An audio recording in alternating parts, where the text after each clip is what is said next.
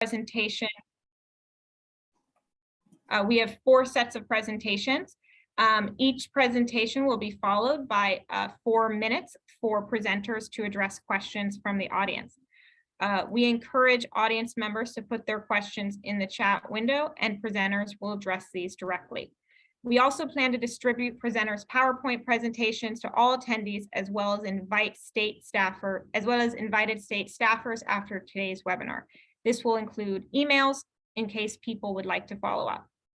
So our first presentation will be from Marina Javarenkova, Senior Fellow for Workforce Development, and Carla Walter, Senior Director of Employment Policy at the Center for American Progress. Marina and Carla will orient today's discussion by presenting a theory of change for state agencies to build job quality, equity, and workforce development standards into infrastructure spending. Thanks all for understanding the quick start to the webinar, and on to you, Marina and Carla. Great, thanks so much, Maya. I'm going to go ahead and share my screen, everyone. So hopefully you can see this. Thank you so much for having us. As Maya said, my name is Marina Javarenkova, and I'm joined by my colleague Carla Walter. We're with the Center for American Progress, which is a think tank based in DC. We're also joined by a suite of pretty amazing presenters. The Department of Transportation has been such a leader in really modeling how this can happen at a federal level, and I think that's a great example for states. Liz Skidmore, I have to say, was really one of the people that got me into this work in the first place when I started in Massachusetts. And I think a lot of what you'll hear us talk about in terms of supply and demand strategies really comes from her advocacy work. And I know she'll share a great example of what that looks like on a state level. And I'm really excited to hear about the Clean Steps for Growth Clean Energy Training Program, which hopefully we'll see many more of in the coming years. So our goal today is to really sort of hypothesize a framework with some policy options on how to achieve workforce development, equity, and job quality goals in infrastructure spending. And I think the first step to that is sort of agreeing that there is a role for infrastructure spending to play in creating equitable access to these jobs. And so the fact that you're all here today suggests that hopefully you agree with that statement. And so we're going to talk about how to get from the belief to actually operationalizing this into policy. So we'll talk a bit about the context of the legislation, share a bit about the status quo of largely the construction industry, which underpins, of course, so much of this workforce. We'll talk through a working theory of change, some sample outcomes, collaborative structures and options for state DOTs, DOEs, and DOLs. And then we'll talk through some examples of supply side levers and demand side levers to achieve these types of goals. So just to start, I think we're familiar, but while the framework of this work is really around implementation of the Infrastructure Investment and Jobs Act, which is a really historic opportunity to revitalize our nation's infrastructure. We do also want to give a shout out to the Inflation Reduction Act because we have so many state departments of energy on the call today, and we know that a lot of the structures that you can put in place to achieve job quality and IIJA implementation will also affect the same work you'll do for IRA implementation. So when thinking about IIJA implementation, there's sort of 2 ways to think about how this work can support workforce outcomes, both on the federal and state level. So one is, as we know, there's federal discretionary funding and then there's formula funding. When we think about federal discretionary funding, hopefully some of this work will help us all think about how to ensure state level applications meet federal workforce goals. You've probably seen some preferences for workforce standards in federal procurements. And so, ensuring that we sort of have the collaborative structure set up to do that is one goal of this work. And then the second, given that so much of the control is on the state level, how do we achieve these workforce outcomes on the state and local level where you really have the locus of control? Again, just to sort of plug the IRA has some really interesting prevailing wage and apprenticeship utilization goals. We've heard from many states and many energy companies that there's a lot of interest in understanding how to meet those goals because meeting them allows contractors to get a really significant credit towards their spending. And so, a lot of the work that's done to sort of set up these structures for IIJA goals will also support those IRA goals as well. All right, so thinking a bit about the construction industry and sort of what happens basically if we don't intervene, right? If we don't set up these collaborative structures. And I talk about construction, even though, obviously this is both DOTs and DOEs, but much of the workforce that will support the clean energy transition is really sort of formulated on a base of the construction industry and existing construction occupations. So the demographics of the construction industry are overwhelmingly male. 11% of the industry is female, but when we dig deeper, we can see that only about 4% of hands-on occupations are women. We see Hispanic workers are overrepresented, but often in very low wage jobs and low wage occupations, and Black workers are underrepresented. And we also see that the workforce is aging at a greater rate than other industries. In terms of wages, right? So again, thinking about the quality aspect of these jobs, and wages is just one metric of quality, but a pretty important one. We do see that union construction workers out-earn non-union workers across all gender and demographic categories. But there are pretty significant wage gaps between racial and ethnic groups. Part of this can be explained or attributed to the fact that we see Black and Hispanic workers, again, going into lower paid occupations. And we see this on the apprenticeship level as well. There are some pretty significant disparities within apprenticeships Black and Hispanic workers. There is a gender wage gap, but it is actually the smallest among industries. So interesting fact and a good sort of rationale for more women to enter the construction sector. Another aspect of job quality that we think about is safety, right? And so we know, unsurprisingly, that construction is a very, very high fatality and injury rates, and that job sites that have enforcement, that are union job sites, are often less likely to have health and safety violations. And then the other piece, like, why does all this also matter on the employer side, other than the sort of moral imperative to create good jobs, is there's a serious workforce shortage in this industry, right? So part of our theory of change is that ensuring equitable access and creating these good jobs will also help solve some of the industry workforce shortages that I'm sure many of us have heard about. One data point that you see listed on the screen is that the construction industry reported its highest ever job vacancy rate in April of this year. That was 5.5%. And that's just one metric. I think we've all heard of other ones as well. Just as a heads up, before I go into the upcoming slides, there's a lot on these slides. I'm going to go over them in sort of a high level fashion, but we'll be sending this out afterwards for further, hopefully, discussion among these teams.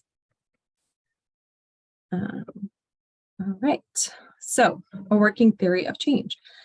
So as I said, our sort of, belief is that by meeting these workforce goals of good jobs, equity, and workforce development, we can actually help solve for some of these industry shortage issues and deliver on the sort of imperative to create good jobs with taxpayer dollars. So on the one hand, we have supply side factors, which basically thinks about how many people do we have entering the workforce? Who is entering the workforce? What type of training are they receiving, right? So that's like one piece that we need to achieve. The other piece is sort of demand side factors that are going to impact retention and cultural change, right? So once people enter the workforce, do they stay, right? So are there incentives and requirements that ensure that employers are paying good wages, are ensuring access to collective bargaining, are maintaining safe workplaces, right? So the concept is that we can't just sort of think about one, we need to think about both in order to really achieve these goals, support workers, and meet workforce needs. Underlying all of this, right, sort of assumes a working relationship and collaboration between the agencies that can affect these levers, right? So that's part of, I know, the work that's happening within this group. And I will say that there are also often legislative and policy conditions that can also affect some of these outcomes. We are not going to spend a ton of time talking about legislation today because that's not really the focus of the actors here. But I do sort of want to mention that a lot of times, there are laws that can sort of push towards these goals or enforcement of these laws as well. So we're going to zero in on this necessary conditions piece and like what can these collaborative institutionalized relationships look like on a state level. So we're first going to talk a little bit about different types of outcomes that you could agree to work towards as a DOL, DOT, DOE sort of collaboration. So you could decide that you want to work towards workers receiving high quality training in an in-demand field, right? Fairly straightforward. You could also decide, hopefully, that you want that training to be directly connected to a good job. And that's often not a given, right? A lot of times we have training that's happening over here the jobs are over here, and so it's not necessarily a guarantee that the worker that's getting trained is going to be in this like high quality infrastructure job. We could work towards a diverse pipeline of workers. We could work towards diverse incumbent workers. So that's looking at retention issues. We want to ensure that workers are earning good wages, that a workplace is free from discrimination and harassment, and that there's free and fair choice to join a union. So you do not have to agree to all of these. We happen to think all of these are great. But, hopefully part of the work of sort of working in this collaborative structure is thinking about what outcomes you would sort of want to work towards as a state. I know that we have DOT on the call here today, so I'm sure they can talk about this much more illustratively than I will, but just want to sort of shout out one example of this. I know that also California is on the call, so they could also probably talk about this better than we will. But DOT's Raise NOFO that came out and was awarded recently has several examples of projects that were awarded that we think sort of uphold some of these workforce goals. And the NOFO did have a preference for projects that committed to certain workforce and equity goals. So I want to sort of show this particular example. This is the Port of Los Angeles, because they agree to using a project labor agreement, which is going to uphold some of those wage and quality goals. Registered apprenticeships are going to support diversity and training pipelines. There's a partnership with the American Job Center, which is great because that brings in the workforce agency really well as well. So I think this is a really good example. And of course, the local hire policy is going to support equity goals. So this is one example. And again, we'll send this out. The link has a lot of other examples as well of a project that we think sort of meets a lot of these potential outcomes that you see listed on the left-hand side. So to get to this point, we hypothesize that there are sort of three pieces. One is who's in the room, right? So on the left-hand side, you have your partners. The project owner, right? The DOT or the DOE, of course, has to be involved. The state workforce agency, the DOL, or whatever the equivalent is on your state level, would have to be involved. And then, our sort of hypothesis is that we need a slew of other community partners and representatives to be informed in this process and also to really support the development of these goals. Some folks will have decision rights, some folks will be consultative, right? But, ensuring that these stakeholders are involved is a really important part of this work. So in a collaborative structure, again, who's in the room? That's like step one. Step two is how are you going to convene? There are lots of different examples of the ways this could happen. There could be a regular scheduled meeting, staff meetings, a dedicated staff member, I know that's hard to get to, but often like a at least partial FTE can be really helpful towards managing towards the work plan or goals. And an agency MOU or MOA can also be really effective. I want to point out on the bottom right of the screen, there's a resource that's on the DOL website that's through their Good Jobs initiative. So as I mentioned, I think there's some really good models of this on the federal level. On this website, if you go in, they actually have examples of templates for MOUs and MOAs that were signed between federal DOL and federal DOT and DOE to sort of work towards these joint goals of good jobs in infrastructure spending.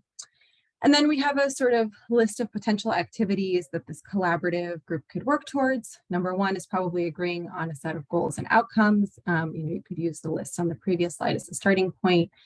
Could do an analysis of target occupations, inform each other's procurements on both sides.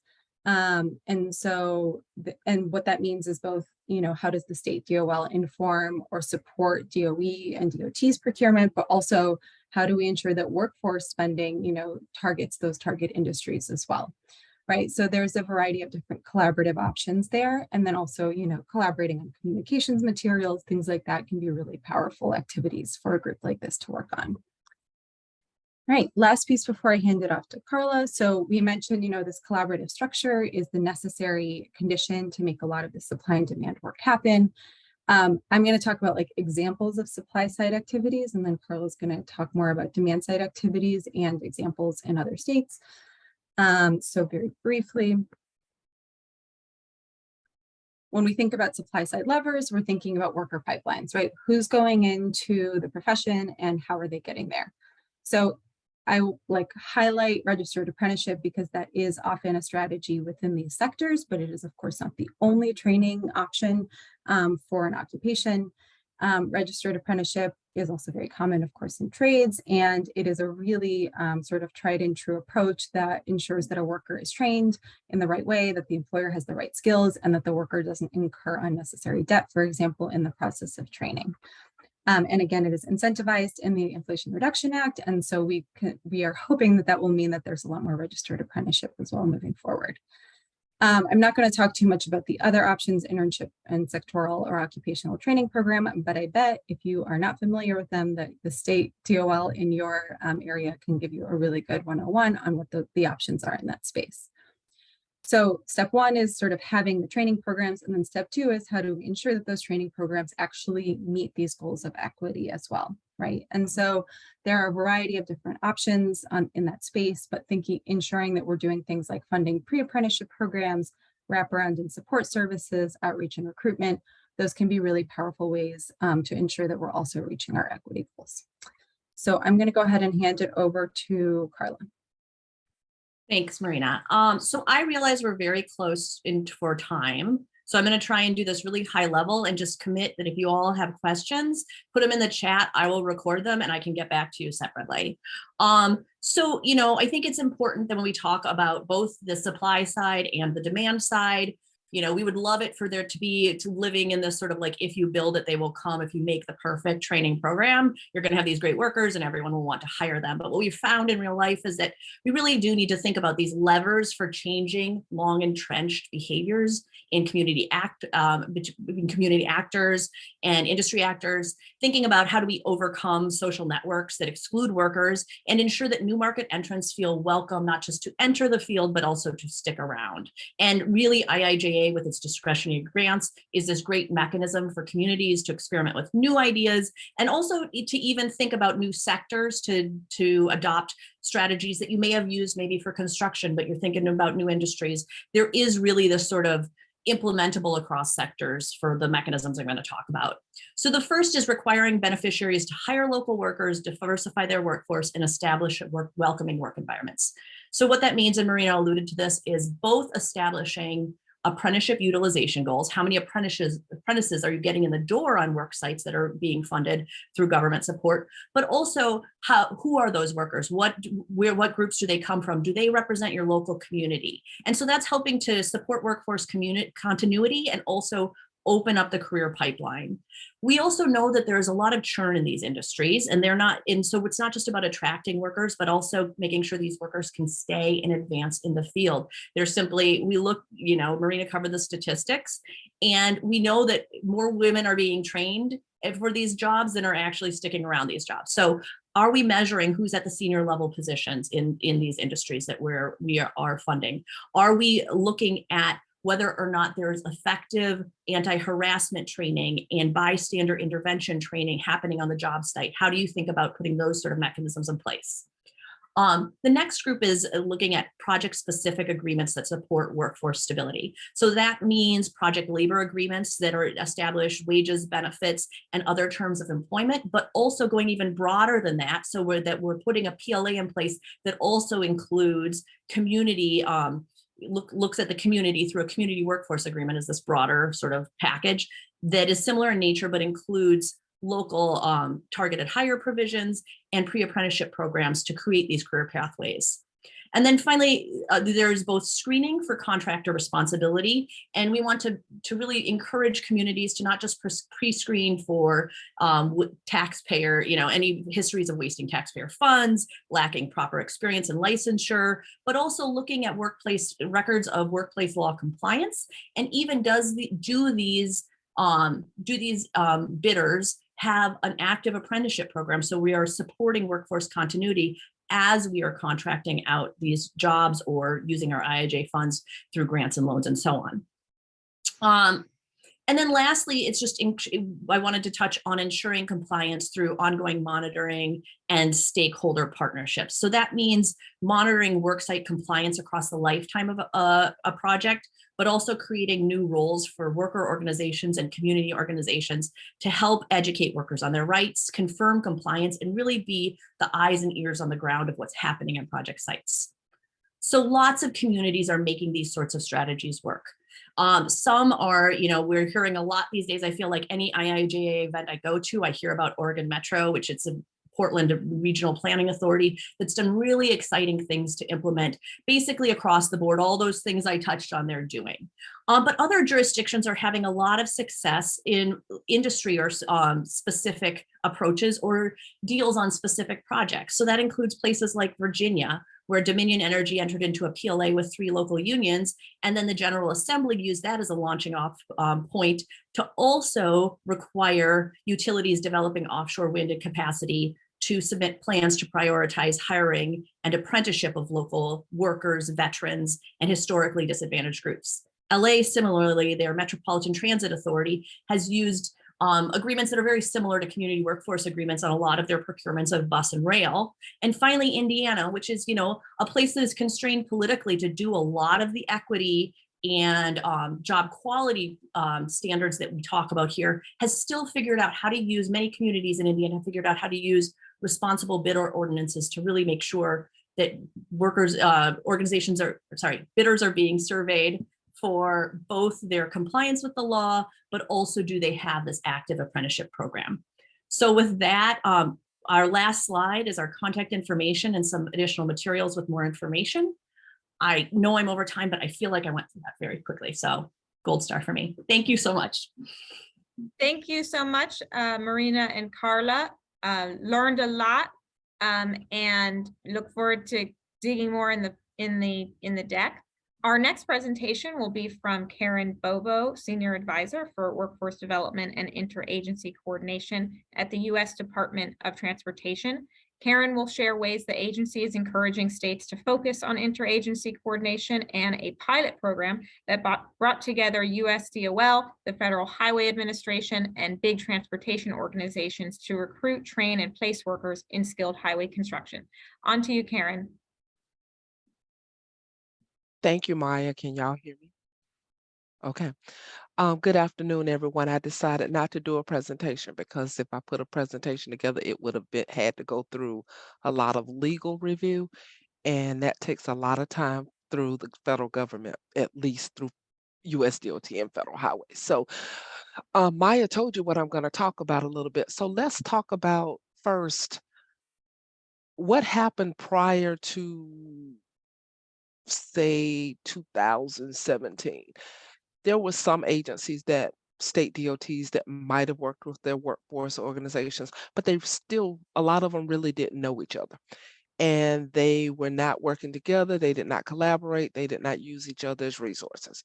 So towards the end of 2015, early 2016, the big 3 transportation organizations, and those big 3 are AASHTO, AGC, American General Contractors, well, Association of General Contractors of America, and ARTBA, American Road and Transportation Builders Association. They put together a white paper and came to Federal Highway Administration. That white paper's focus was not being able to find qualified applicants to do the skilled workforce, and needing help. So Federal Highway went with the big 3 over to USDOL to figure out what can all of us do to sort of help. And the goal was to begin to identify, train, and place workers in highway construction jobs or good paying highway construction jobs. That effort ended up being started with a 2-year pilot that started in January of 2017 and ended in December of 2018. It included 6 cities and 6 states, combination of rural, urban, union, non-union. And let's just say some of them worked and had great successes. And typical with anything, some of them didn't work. So, but the one thing that came out of that was a playbook to at least hopefully give a state an opportunity or a local agency an opportunity to know how to start the conversation with potential partners. So, and I thought it was interesting when Marina showed the slide on necessary conditions, collaborative structures. Those are actually the partners that the Highway Construction Workforce Partnership was trying to promote. State DOT is the owner, have the workforce board for the state there, community colleges, nonprofits, working together to make sure you got trained. That effort moved on. And then we got the bipartisan infrastructure law, or IIJA, as most people outside of US DOT and probably the federal government call it. Some of the focus for Bill was workforce development. But the thing people don't realize is that for the most part, Bill did not put a lot of money towards workforce development. There are only 2 programs in Bill that actually have money dedicated to workforce. And that is under Federal Transit Administration, where there's 5% dedicated funding that in their no emissions grants that can go towards workforce development. And then the Consolidated Rail Infrastructure and Safety Improvement Grant, where they can fund workforce development programs as standalone. It doesn't have to be connected to an infrastructure type building of a project. Bill also expanded what we call 23 USC 504E. And basically that started under safety loop, but what happened in Bill, it expanded some of the allowables and added some of the things that could be funded. And what that section does is it allows state DOTs to take their apportioned funds. And by the apportioned funds, though, those would be the big 4 pots used for air quality, safety, surface transportation, and national highway. They can take some of those funds to fund workforce development programs at 100% funding. As I said, Bill expanded some things. It added like pre-apprenticeship and apprenticeship programs being eligible to be funded. It added college and vocational school support. It already had universities and it had community colleges, but it didn't have just college or vocational type schools. It also added activities associated with workforce training and employment services and allowed that to be a funded eligible activity. It also expanded on the types of activities that were supported. Prior to Bill, the law actually pretty much said women and persons in underrepresented groups. What Bill did was it changed it to say activities for women and minorities. It also said activities that address current workforce gaps. It said activities to develop a robust surface transportation workforce, as well as activities to attract new sources to job creation. So that is what Bill did. It expanded the focus. It sort of took what Federal Highway was trying to do in the Highway Construction Workforce Partnership pilot, as well as the actual program, and it put it on paper. It just did not put any funding with it, so unless the state DOTs choose to use the funding. Other things that were allowed or that became possible, we've talked about the Chrissy grants, but we went from Bill and what's allowable to that, well, I'm not going to say require, but it sort of became the impetus for that MOU that Marina talked about between Department of Labor and USDOT. And of course, that goal for both organizations is to support each other and create a system where we are recruiting people into jobs and helping states and contractors to find people for the good jobs in transportation and infrastructure. But they also are free to choose if they want to be in a union or non-union or how they want to be. You know, also from that MOU, there became discussions of okay, DOL, do you have any funding to help train people for jobs? So there's those discussions, and we're looking at some grants possibly coming out that will be DOL grants, but they will focus on infrastructure type jobs. So heavy equipment, electricians, welders, though, those types of things. The other thing that came out of bill was it allowed states to create state human capital plans. Well, the one thing, and I'm leading that work group for Federal Highway Administration, even though I'm in USDOT right now, to create some question and answers or fact sheet on what a state human capital plan should look like. But the one thing we found out during our research was that under ETA, states have to create workforce plans to get their Workforce Investment and Opportunity Act funding. So we'll be able to capitalize to bring both types of plans together and make it a more robust plan.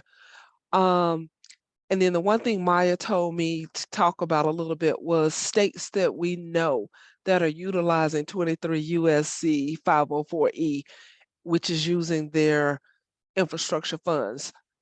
One state that is doing quite a bit and they have quite a robust workforce development program is Michigan. Michigan DOT has a program that they use to fund, I would say, everything that is eligible under 504E. And that goes everything from youth development and mentoring, it goes to student assistance at the DOT, it goes to internship programs, transportation diversity recruitment programs. So Michigan DOT utilizes their 504E funds, but they also bring in their workforce board or State Department of Labor to help them to come up with the programs and make sure that the programs are training people to go into these jobs and be qualified. With that, I will just sort of say it's a work in progress. I've been doing workforce for a few years, so with all of us sitting here at the table, hopefully we will see some changes soon. There, I will say Marina and Carla put a lot of links that are DOT links as well as DOL links that share some of the fact sheets and things that have been developed since bill has come about. Take advantage of those. We also in Federal Highway Administration started collecting MOUs that were developed under the Highway Construction Workforce Partnership pilot. Our legal team will not let us put those on our website, but you can request from Federal Highway Administration a copy of those MOUs if there are samples needed. And with that, Maya, am I good? Do I have time for questions? I see, can you send out the 2-year pilot name? It was called the Highway Construction Workforce Partnership, and I will put a link to Federal Highway's website that talks about the HCWP, as we call it, into the chat, if that works. Thank you so much, Karen. And I learned a lot. I also want to just preview that, because I didn't get a chance to say this at the beginning of the call, that we also will have a energy focused presentation today. The fourth presentation slot will be from North Carolina's Steps for Growth program. But before that, we'll be hearing from our next presenter, Liz Skidmore of the Policy Group on Tradeswomen's Issues, which is a multi-stakeholder collaboration of construction industry stakeholders committed to breaking down barriers to women's access to good jobs in the union construction trades. Based in Massachusetts, which is a state that leads in the share of women's participation in registered apprenticeship, Liz brings decades of experience working to increase the share of women in good quality construction work, and will share with us some of what PGTI has seen work to move this needle. On to you, Liz. Oh, you're on mute. Thank you. Thank you so much. Love being here with a good sized group of people trying to think about how to do all this work better. So I'll just share my screen. So as Maya said, I'm Liz Skidmore. I am a 33-year carpenter out of Boston. Started my apprenticeship in 1989 and quickly fell in love with this work, with apprenticeship, with the wages. This is one of the only places women get equal pay to men is union construction, and it's high pay. And this week is Black Equal Pay Day for women, Black women. So it just really underlines how important this equal pay opportunities are. So we did a lot of things for a long time in Massachusetts trying to raise the numbers. And about 14 years ago, I was like, you know what? I've been working really hard for 20 years and it isn't working. Our numbers are still really low. So about 14 years ago, we started figuring out some different things and we've had some pretty good results. So I'm going to share a little bit of the results and then the parts of what we did that I think are relevant to the infrastructure upcoming work. So for 40 years, we had, if you extend this chart to the left, it would be flat. And so when we started changing what we were doing, again, about 14 years ago, our numbers for women in registered apprenticeship went up. Now, this is obviously registered apprenticeship doesn't capture all the workers. It doesn't capture the journey level workers, but it's the one place we have access to the same data year to year. So, and it's an important key gateway in. So we've kept going up. We kept going up through the pandemic. We have gone up steadily every year for 10 years. And we, again, before we changed what we were doing, we weren't going up at all. So Massachusetts is now 10.4% women in registered apprenticeship in the building trades programs. As far as we've been able to tell, that's the highest in the country of any state. National, I think it's 4.6% nationally. So we think what we're doing is working. We think it can be replicated other places. Okay, so there's the apprenticeship numbers. Now, what are we actually getting on terms of workers on job sites? So these numbers are for all workers. So we've been able to target about 33 or 34 projects over the last 4 years. Collective value 1.3 billion or 7.3 billion. On those projects, collectively, we've achieved 7.3% women and 27.02% people of color. And if you look at the charts, which I'll share with Maya to share out, each end user, each state agency end user, the more recent projects, the numbers are higher. So each agency is learning how to do it and getting better at it over time. So these projects are in 3 public state agencies in Massachusetts, multiple locations. One of the locations, the UMass Boston campus, has a project labor agreement that specifically has the workforce goals, number 1, and number 2 specifically has language requiring an access and opportunity committee that would be chaired by the state agency that's funding the project and include contractors, labor, community folks, a public meeting. That's been a real game changer that we've been able to take from that project onto other jobs that don't have the PLA. And we have about a dozen private developers using our best practices. They ranged in size from about 35 million to 280 million, plus 2 massive casinos that were about $1 billion each. And it covered rural and urban areas. And all of this work happened entirely on a voluntary basis. So this growth that we've had in Massachusetts has been because the Carpenters Union funded me to go to these meetings and other main employers of different people. So if we put a little more resource into this, we think a lot more can happen. So just the point of this slide is not for you to be able to read all this, but you'll get the slide. But just this is how we're tracking them, these targeted projects. So this first chunk is the 2 casinos that are now complete. This next chunk is the Division of Capital Asset Management, which is our main construction user in the state. than UMass Boston. So this is one campus of 1 out of 5 campuses of the university system. These are all the projects since 2013. And at our access and opportunity committees, this data is reported. Hours worked to date, hours by women, hours by people of color, and by contractor, all that stuff. So here's the main thing I want to sort of talk to you all about. Supply alone is a failed strategy. We have 40 years of data that supply alone is a failed strategy. Do not do supply alone.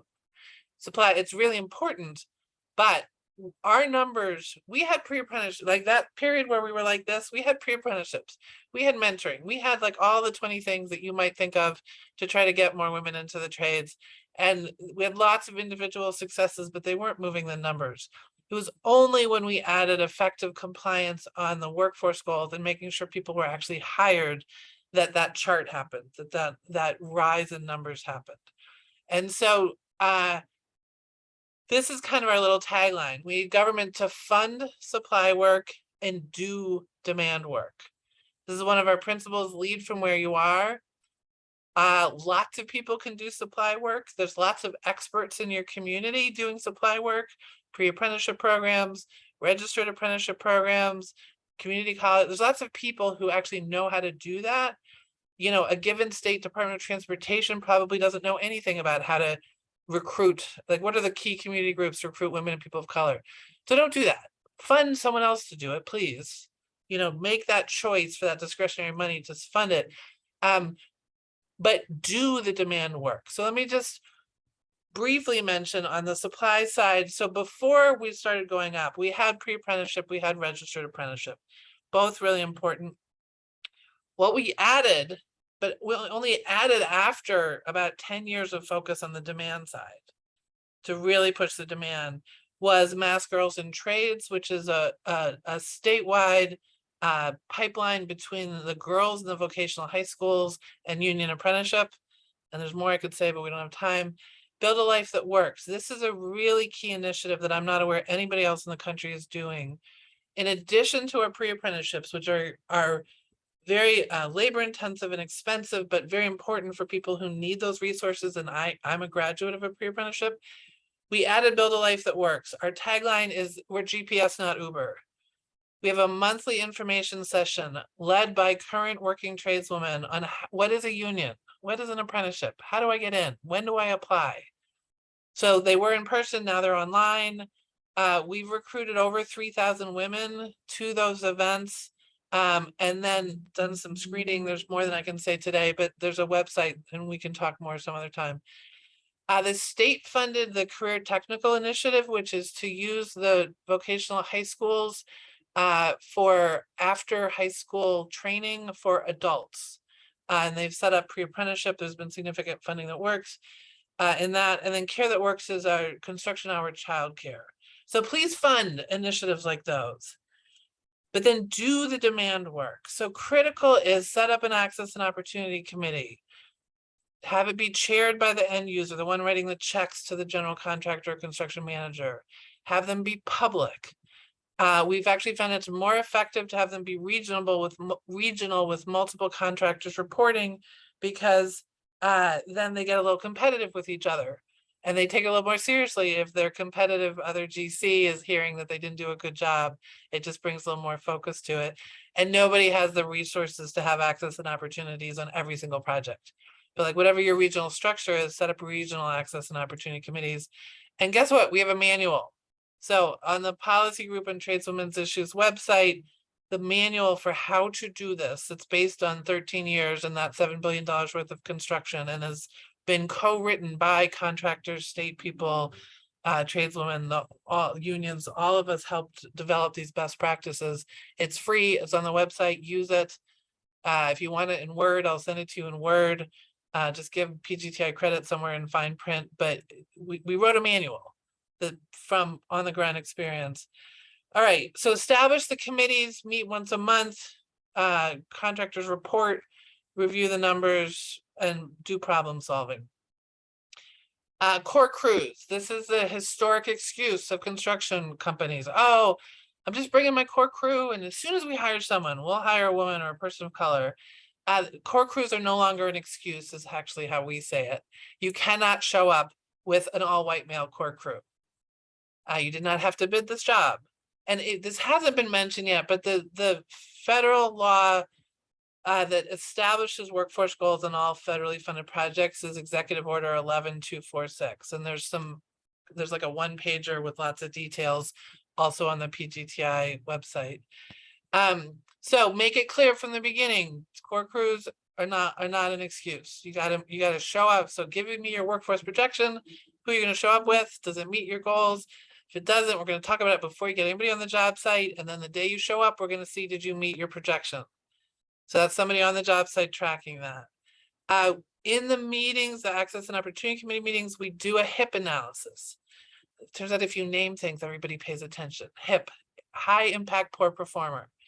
So that's like the drywall crew has the most hours. So it's going to be mathematically, it's the most critical that the drywall crew meets or probably exceeds the goals a little bit in order for the project to meet the goals.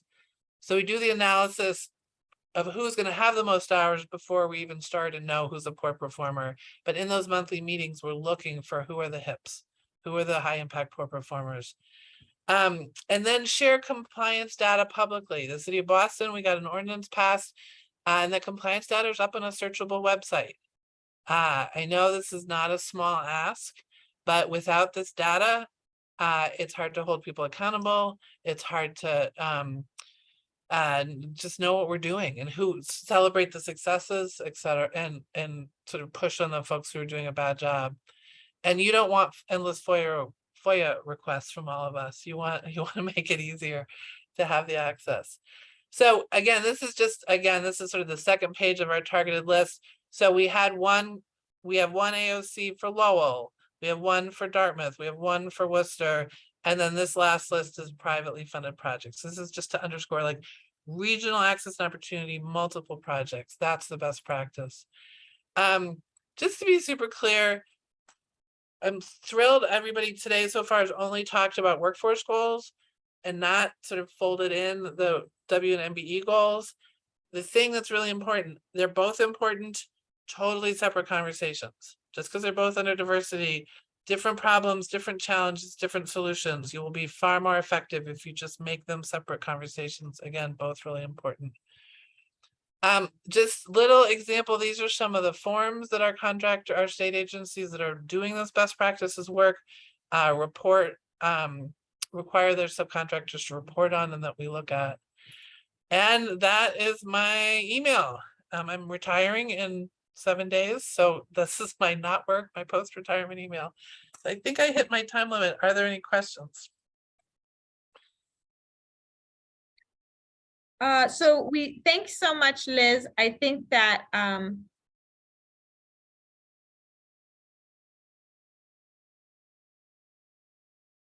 necessarily need to be addressed now. Just to reiterate, the resources will be shared with everybody, not only that is attending today, but also everyone that was invited to this call. Just to underscore something that Liz spoke about, I mean, I think that digging into this topic of how do we expand inclusion in construction, in manufacturing, in these types of roles that are going to be a big part of infrastructure, it shouldn't go without saying that there's many decades of work on this. It's a very long-standing issue, and that any solutions should build on lessons that we've had from that work. So thank you so much, Liz. Our last presentation today will be from 3 leaders of a statewide clean energy workforce training program called Steps for Growth in North Carolina. This effort illustrates the unique role of state energy offices in supporting a demand and supply approach in the energy industry. A state energy office can build partnerships and capacity over time in order to enable large-scale workforce development initiatives. Directing attention and investments to clean energy workforce needs is critical to position a state to undertake increasingly larger projects and initiatives to reach clean energy goals over time. On to you, Star, Dr. Balu, and Dr. Monty.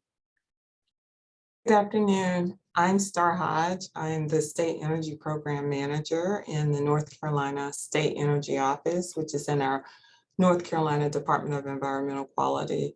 Sandy Farrelly with NASEO asked me to share a little bit about our partnership with NCA&T and some of the activities that we did that led up for this, what we're so very proud of, the Steps for Growth opportunity in our state. So I'd just like to start out by saying that we've had a great partnership with North Carolina A&T State University for decades. I've been with the Energy Office for 23 years, and we've always partnered with them. And they are an outstanding university and the #1 HBCU, not only in North Carolina, but in the nation. So in 2018, our governor issued Executive Order 80. And in Executive Order 80, he charged the North Carolina Department of Environmental Quality with developing a clean energy plan. And so with the development of the Clean Energy Plan, we pulled together stakeholders to come up with recommendations that would help our state to transition to a clean energy economy. In North Carolina A&T State University had representative that participated in all of the stakeholder meetings, and we came out with a lot of successful recommendations. And one of the ones that was most important to our conversation today and what helped them to lead up to this opportunity with Step for Growth is the recommendation for the development and the launching of a clean energy and energy efficiency apprenticeship program. So after this recommendation was made, our office, one of the first partners that we went to was North Carolina A&T State University, because another recommendation that came out of the Clean Energy Plan was to expand clean energy opportunities to underserved and minority communities. So we reached out to NCA&T first to help us to develop our program and to move forward. So we worked on this probably about a year before we launched our first pilot apprenticeship program in the summer of 2021. Our office met with NCA&T on a weekly basis and other partners such as the North Carolina Community College System, Apprenticeship NC, and the Governor's Office, North Carolina Business Committee for Education. So we met weekly and developed this program. We were fortunate that we had funding from CARES Act, SEP, and other that we were able to provide the funding for the launching of the pre-apprenticeship program in 2021. And I'd just like to say that we were able to have 30 students participate in the first pre-apprenticeship summer program. Over 50% of those students were female and about 90% were minorities. And Dr. Ballou and Dr. Monty can give you the exact numbers. But we also, the program was so successful, we did it again this summer, the summer of 2022, and we were able to expand the program. We had almost double the number of participants. We increased the number of counties that participated to over double, and the number of industry partners that we had. And this past summer was we had 25 partners, which increased almost double from last year. And I'll stop talking a little bit so you all can hear how Dr. Monty and Dr. Ballou, those apprenticeship programs led into some of what they did with developing the Steps for Growth program. I'll turn it over to Dr. Ballou. Very good, Star. Thank you for introducing me here. Myself, Ballou Gokaraju, Associate Professor of Computational in College of Engineering from North Carolina A&T State University. I'm also present here with our director, Dr. Greg Monty. And I'm also the PI of Steps for Growth program, which is a EDA Good Job Challenge awardee.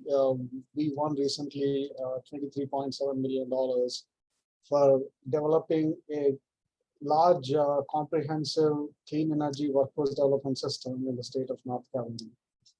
So as Star was mentioning, this is how we started in 2021 with a sponsorship from North Carolina Department of Environmental Quality. with their vision of launching these pre-apprenticeship and apprenticeship programs in solar energy and energy efficiency. So within the 2 summers, we had lots of lessons that we learned, and we were able to kind of formulate a plan to be able to scale this up into many larger counties after working on this for 2 summers, and as well as seek for larger funding to be able to develop lots of certificate courses and pre-apprenticeships under the whole umbrella of clean energy. We wanted to expand into many more sectors. So one thing that helped with us with the current ongoing demand is we were able to get these registered apprenticeships in the solar energy and energy efficiency. And very soon we found that we were the first of its kind in the nation to have a registered clean energy apprenticeship in solar energy and energy efficiency. That helped us to be able to go after seeking larger funding. So with this, we were able to formulate a larger framework for the whole statewide workforce development system by including 16 counties and 16 community colleges. We were trying to do a consistent curriculum development and hands-on training at a much faster pace, which will help all these community colleges to be able to launch into various focuses of clean energy in a much shorter time. So we were able to, based on the Clean Jobs of America that is published by E2 every year, we were able to identify that the job categorization is also made into 4 sectors, divided into 4 sectors. So that is energy efficiency, renewable energy, clean vehicles, grid and storage. And there are much more subsectors into this, but we took this major 4 vertical sectors, and we were able to come up with a large sector partnership strategy framework where each of the backbone organization leaders will be responsible to be able to focus in their sector and do all the management and development of training programs in their sector, educational programs, and also help with the recruitment and job placement to the employers in the local industries for their sector. So one key thing that helped us was the whole state of North Carolina was already into the clean energy economy, and there are lots of clean energy businesses that are coming into the state of North Carolina. So when we went to several state agencies with the help of NCTEQ to communicate to them, like the Department of Commerce or Workforce Development Solutions, North Carolina Works, all these agencies, they already know that we are going after clean energy. It's a new technology, high-tech, which requires high-tech skills, and these are high-paying jobs. So it is a little bit easier from our part in terms of educating them that we need to do this collectively.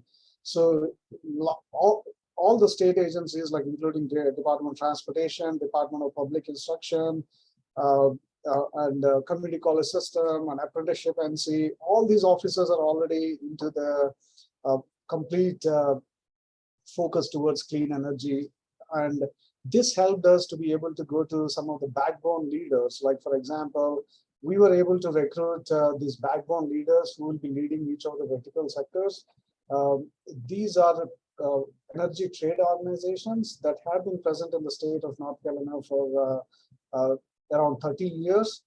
Each of these organizations has a membership anywhere between 300 to professional membership and industrial membership, anywhere between 300 to 500 memberships. So using their long-term existence, we were able to identify a separate individual focus for each of these backbone organization leader to be able to lead their sector. So that was our key.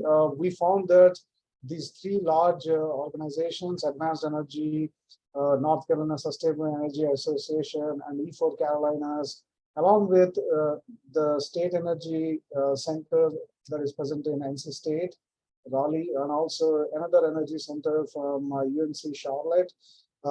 These are similar to our centers at North Carolina A&T, energy centers at North Carolina A&T, and as well as Appalachian State. All of these, they have been doing their work in their own silos, but they never had the chance to work together. But this opportunity helped us to be able to bring all of them together and have a larger pot of money to do this at a much faster pace. So we requested for $25 million and was awarded 23.7 for this effort. And we also have several consistent horizontal focus that we were trying to provide as a consistent effort to all of these 4 verticals. For example, DEIA leadership, wraparound services, recruiting, job placements, core curriculum development, and hands-on training. All of these, we were able to provide them with their own leaders, which will help the 4 sectors to have consistent support.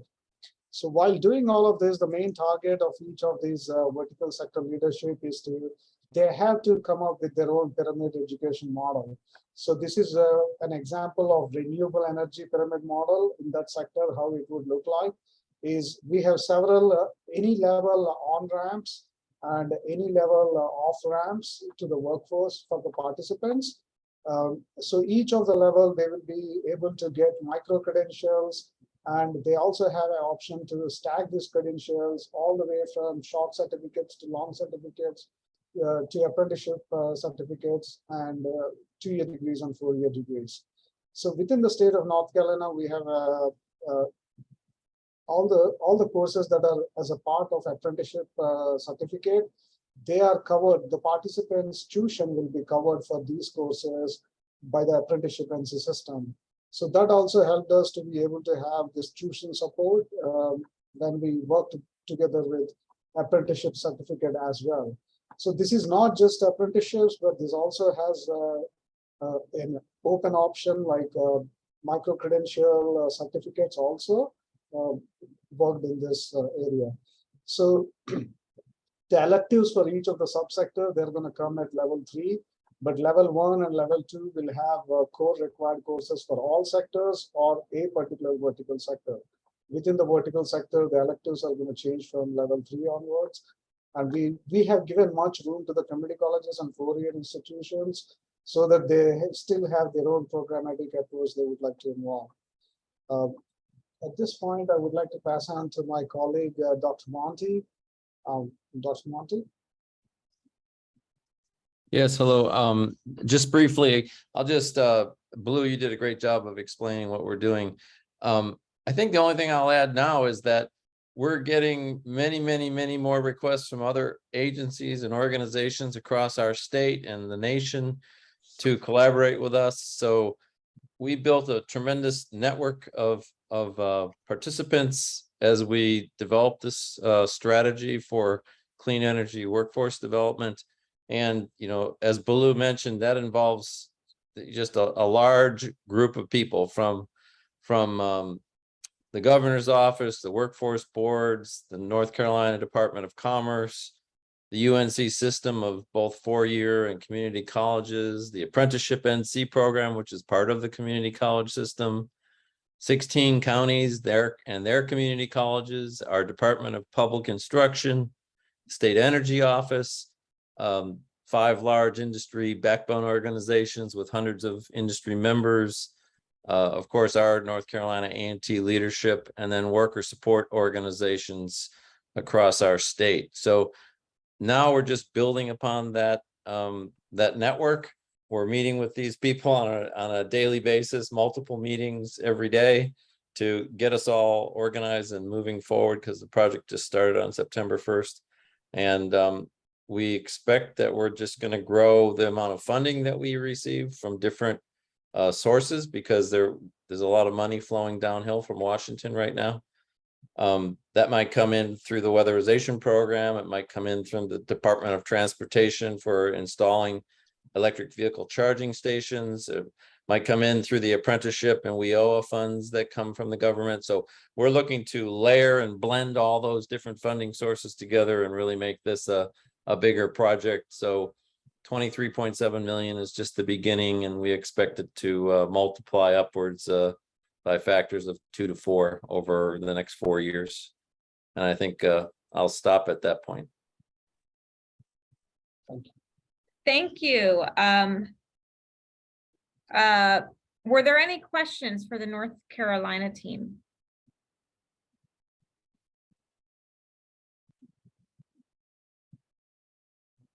Okay, we're a little ahead of schedule, which doesn't often happen.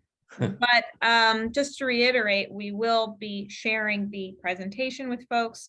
If there are any final words that any of the speakers would like to add, you're more than welcome. Liz, you have your hand up. Don't invite me to say more. It's always trouble. So thank you all. It's really interesting hearing the different layers and examples of this. I just like feel like I cannot emphasize strongly enough. If you only do supply, you will fail. We need, so we, and I, as a tradeswoman, as a woman with 33 years in construction, I need you to do the demand work. And it can be done, and we wrote a manual, and we think it can be replicated. So please do the demand work, because what happened with us when we started, and what happens with everybody in the beginning of these conversations is, oh, we need to get more diverse folks in. Let's recruit them, let's train them. And we have 40 years of data proving that's a failed strategy if done alone. That does need to happen.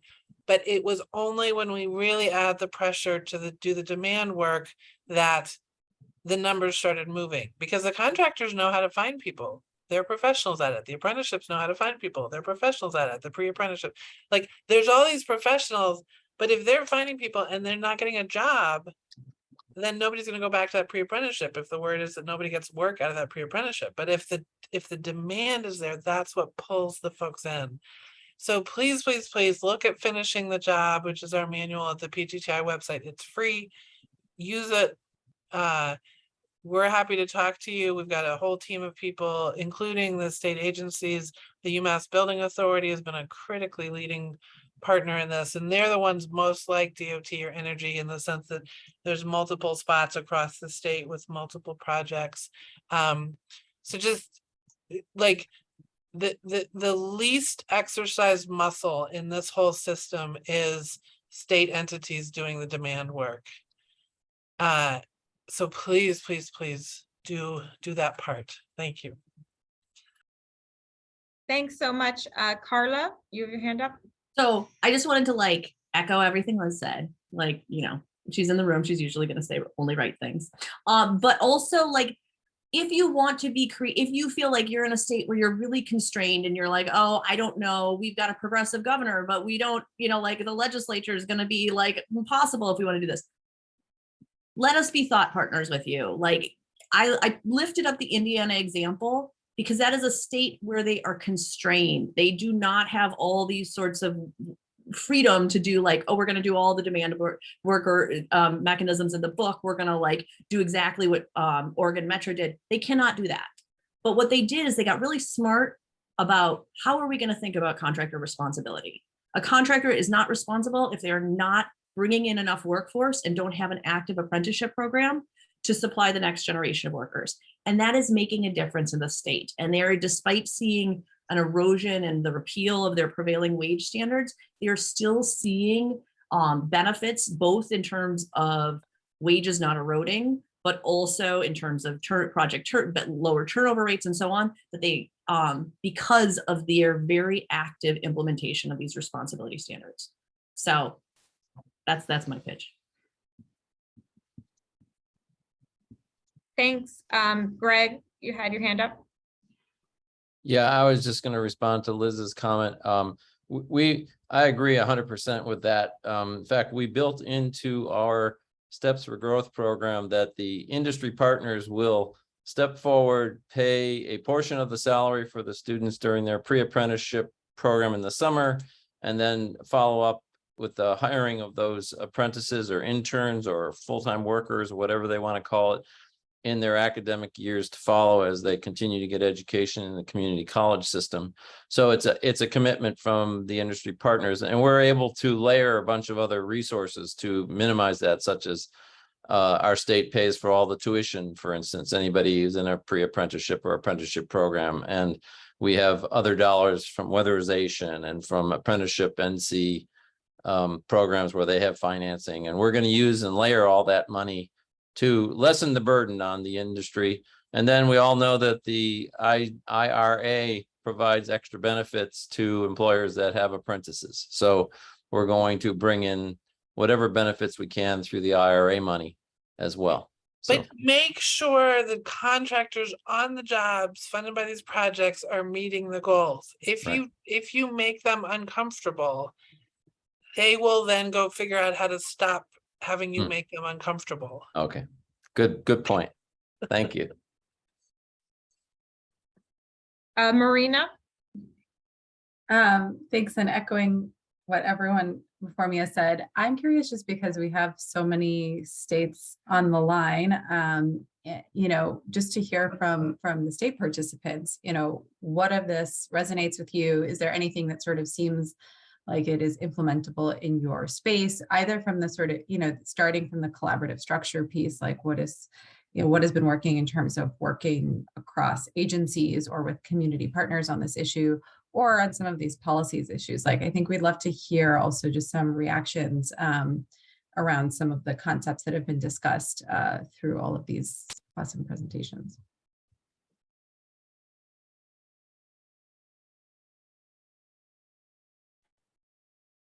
I'm happy to speak. Renice Walker, Colorado Workforce Development Council, the state workforce board in Colorado. A lot resonated with me, and so a lot to digest. I would say, Liz, your comments about doing the demand work is part of where we are spending a good deal of time now. We've been heavily focused on thinking about training, but recognizing that if we don't also think about work on the business or the demand side of the equation, we're missing the mark.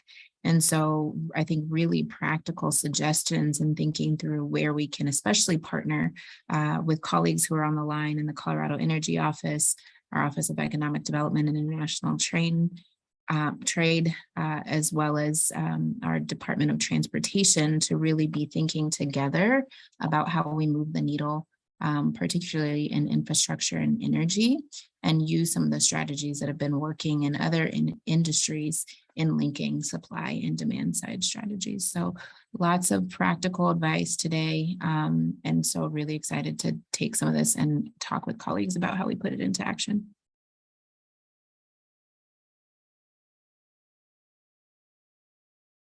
Thank you, Renice, for sharing that reaction. Any other states?